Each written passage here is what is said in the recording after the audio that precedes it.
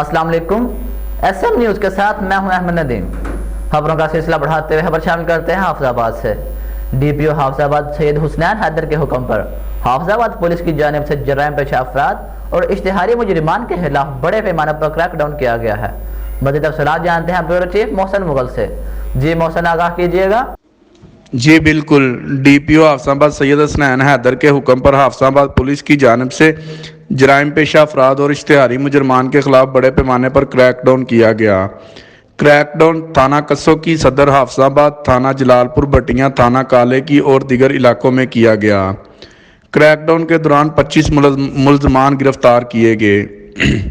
گرفتار ملزمان میں 4 منشیات فروش، 17 ناجائز اسلحہ رکھنے والے اور دیگر سنگین جرائم میں ملوث ملزمان شامل ہیں۔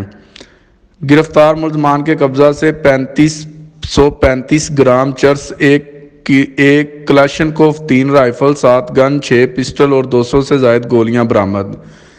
عرصہ دراز سے مطلوب کیٹیگری اے کے 3 خطرناک اشتہاری مجرمان بھی گرفتار کیے گئے۔